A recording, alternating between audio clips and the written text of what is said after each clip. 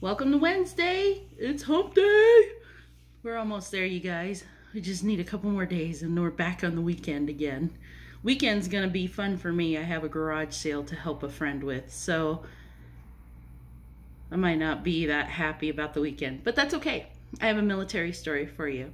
This happened also while I was on deployment, toward the end of deployment, but let me back up. Before we go on deployment, everybody has to go through a series of briefings, okay? The briefings talk about safety, you know? It's always about safety. If you've ever been in the military and you remember those safety briefings, they just get redundant and boring and you're just like, okay, I get it. Don't drink and drive. You know, you just, it gets monotonous and you get kind of like you zone out, right? And so they had one briefing that was a little bit like a safety briefing, but it was also a cultural awareness briefing because we were going to a Muslim country. And they talked about the differences in the culture there. It's true. We go to the souk markets and the souk marketeers, they wouldn't talk to me. I was trying to talk to them and they would, no, you know, and they didn't want to talk to me, but they would talk to my captain, who was a man. So I had to tell my captain what I wanted and he told them what I wanted. But you know, you got to respect other people's cultures. So I bit down and I just went with it. So this briefing, apparently they also covered the different kinds of signs that you'll find there. Like we see signs on the street, you know, our street signs, signs in the buildings. You know, you're not necessarily expected to understand how to read the signs if it's in Arabic, but you at least try to recognize the symbols. It was all just jabber to me. I was just like, when are we done with this briefing so I can just go home and play with my dog? You know, it was just not, I didn't pay attention is the bottom line. Fast forward 6-7 months. I'm in country. We deployed to Doha, Qatar. That's wrong. It wasn't Doha. Al Udeid Air Base is where I deployed. Toward the end of my deployment, we were allowed to go to the city of Doha and just see the sights. And we were actually allowed to drive downtown, beautiful city. You want to talk about a city that's got money. They make some wonderful buildings and there's street sculptures. It's wonderful. Google it. Don't go there. That's all I gotta say. Don't go there. But there is this mall. It's actually called the Bellagio Mall. So you know how there is a Bellagio hotel and casino in Las Vegas? Same idea, except starts with a V, Bellagio. The reason being is because it's a kind of a cross between the Bellagio Hotel Casino and the Venetian Hotel Casino in Las Vegas. You go in this mall and it actually has a little river where gondola rides go through, and it's really neat. If you're in for a romantic treat watching women in hijabs go with, you know, it's different. It's a whole different culture. So we're there and we actually find a Chili's restaurant with a menu all written in Arabic. And I'm like, wow, it's only $3 for a burger? That's cheap. It was 3 reals, which was actually like $6-7 in American dollars, whatever. So good food, wonderful experience. They actually have, you know how we go to our malls and we have sporting goods stores like Dick's, Foot Locker, Skechers, stuff like that. We're walking along and there's this store there. And I'm like, am I reading this right? It was called Athlete's Foot. I'm like, does that say Athlete's Foot when they selling shoes? I don't think I want to wear those shoes if I'm going to get Athlete's Foot from it. And they're like, yeah, that's what they call their shoe stores. You can Google it. Google Bellagio Mall in Doha, Qatar. There's actually a store called Athlete's Foot, and it's a shoe chain out there. That's not even the funny part of the story. That's not even the point of the story. The story is, okay, so we had this briefing on what to look out for, right? And stupid Airman Wheeler was not paying attention during that briefing.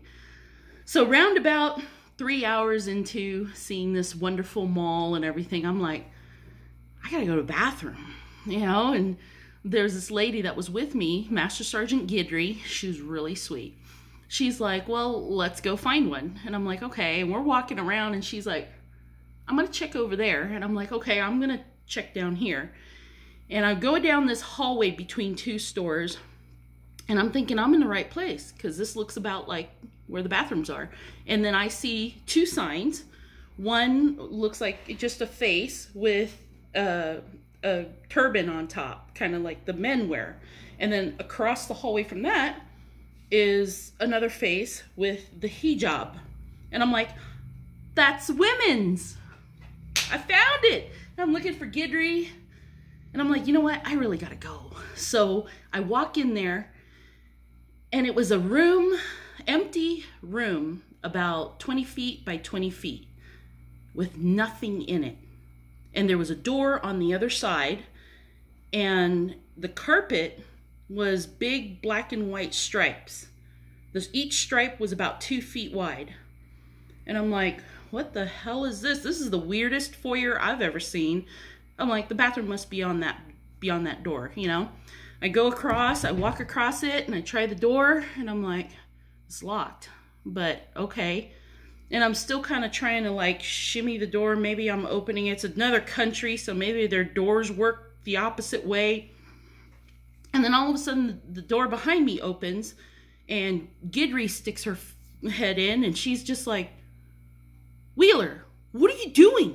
And I'm like, I think I found the bathroom. You know, I was just like clueless.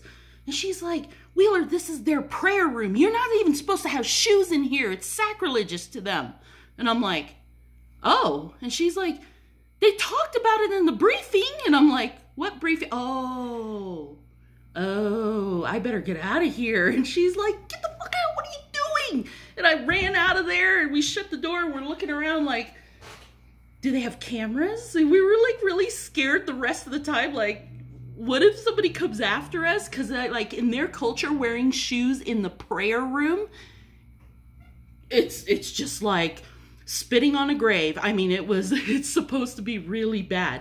So Guidry and I are kind of beyond the point of needing to go to the bathroom, and we just wanted to leave. Our captain and all the other guys, we went with like 7, 8 people. Everybody else was like, what is your problem? We're like, we're ready to go now. Can we go? I mean, we really want to get back to our base. And they're all just like, why? We didn't want to tell anybody.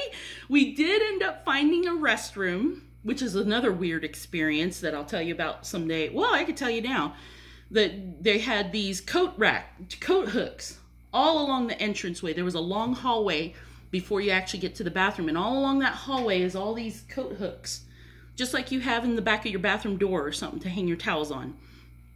And there were these black hijabs hanging randomly on every other hook about, and we're just like, did somebody leave their stuff here? And then you walk further in and you turn the corner, and there are some of the most beautiful women, teenage girls all the way up to 80-year-old grandmother-looking women with their hijabs off. So they're allowed to uncover themselves in private to use the restroom. And the irony was, underneath all that, they had wonderful makeup. Their makeup was pristine. Their hair was beautifully done. A couple of the young girls had their hairs in this really extravagant braids and just done up real nice. And then they were wearing designer jeans, boho and whatever else, Tommy Hilfiger stuff, and like this cute little tops. And they were sitting there fixing themselves up, and then a few seconds later they turn the corner and cover it all up with the hijab. And Guidry and I were like, we need to ask one of them where they buy their makeup, because those eyeliners were freaking fabulous. And so I did. I actually did. I ended up going into a store where they were selling silk scarves, which were actually part of their hijabs. But the women were really sweet in there, and they had some of the most gorgeous designs. And I asked them, I was like, it's so hot and humid outside. What eyeliner do you buy? And they actually wrote it down. They're like, you go over to, not this market, go over to the other one. And they're writing everything down, and I did. I bought like 6 pencils of that eyeliner. I have been out of the military for over 10 years, and I have never been able to find eyeliner as freaking fabulous as the one I used to wear when I came back from the desert. But I also never walked into a Muslim prayer room again with my shoes on. So we came back, and I swear to God, Master Sergeant Guidry and I took that to our grave. Both of us did. And bless her heart for not getting me in trouble. I could have gotten in a lot of trouble for that, because you don't want to go into somebody else's house and disrespect their culture. But I can't say I didn't know. All I could say is I didn't pay attention. So there's one of my sheer stupidity moments. I was just sheer lucky that I didn't get caught. So don't tell anybody, you guys. I don't care. Military can't touch me now. But it was a learning experience. And another thing that I think was very touching is, if you just aren't afraid to take down the walls of fear and your premonition of what you think a culture is like. I'm not saying that the Muslim culture is okay. I saw how some of the men were herding some of their women along. They have like 3 or 4 wives, and they do slap them in public. That was hard to watch, but you can't overstep your bounds when you're in their house. You know what I mean?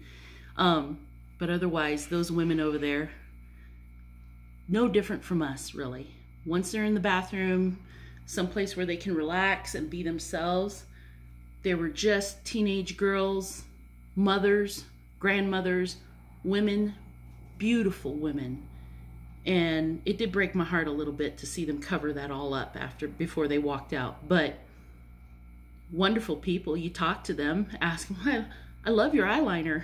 Where'd you buy that? They're happy to tell you. Just like all women, we're happy to share our little beauty secrets. So if you guys do ever end up someplace and you see a little sign that looks like a woman wearing a hijab, just know that's not the bathroom. Point of the story there. All right, guys, I'm going to start my day. Love you guys. I hope you're loving each other. Behave yourself, but stay salty. Got it?